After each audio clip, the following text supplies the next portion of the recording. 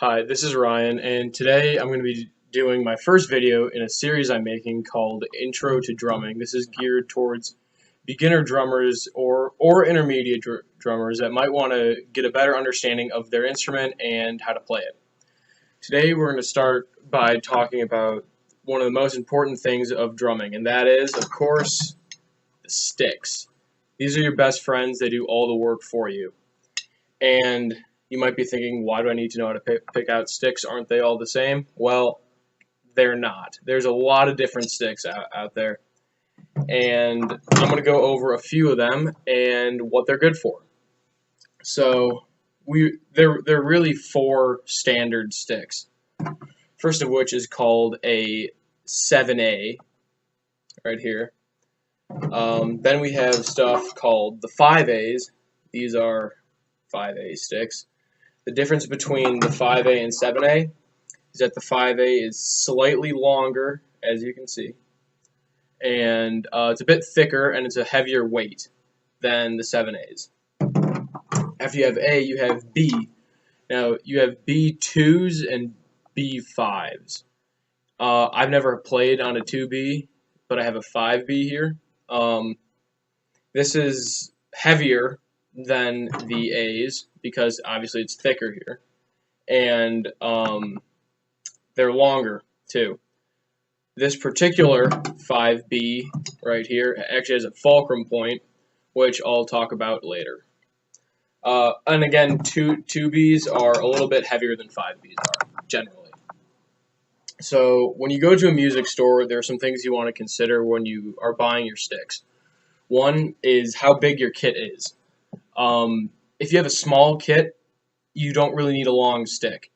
But if you have a bigger kit like I do, you want a longer stick so you don't have to reach as far for drums or cymbals. Another thing you want to think of is the style of music you're going to play. For example, a 7A like this one is good for jazz or swing, anything light. It's a light stick. It's not very hard hitting. This particular one has a nylon tip right here. This is good for light, really clear ringing tones on cymbals like a ride. For rock or heavy metal, then you can start getting into the 5As like I have, which has a wooden tip for more of a pounding sound or driving beat, you could call it. It's heavier, it has more weight behind it, meaning you can hit the drums harder, and the stick is not in danger of breaking, essentially. When you get into the B range, you're talking about mainly heavy metal. I mean, for me, a B stick is a little excessive for rock. I just don't see the practicality of having that much weight behind something that's such a diverse genre. So, after you pick out your stick, you want to know how to hold it. Obviously, the grip. The standard grip is called overhand, which is like this, where the top of your hand is always facing up when you're playing like this. There's another grip called traditional, which is what a lot of jazz or swing musicians use. It's where you play underneath like this. Like I said, that's a swing or jazz grip. Rock and roll or metal is all overhand, like this. So, to hold the stick, what you want to do is you want to find the fulcrum point of the stick. And the fulcrum point is usually about an inch to an inch and a half behind the center point. I play ProMark sticks, and the center point is right on the black line here.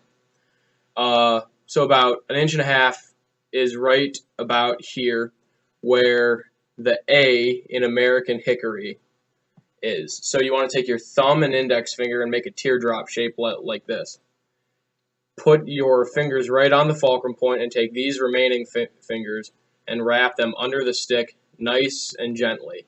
You don't want to grip it or have it too loose, because if you have it too loose and you're playing, the stick will slide around in the grip, and you don't want that to happen. So you want to have a nice medium grip, not too much and not too light, so you have a nice balanced sound when you play. Thanks for watching my first video in the series. I'm putting one out every week on Mondays. Next week, we're going to talk about playing position and posture. And the week after, we're going to talk about the basic rock beat, which is a really fun lesson for beginners so they can really learn how to start to play their drums. So, thanks, and I'll talk to you next time.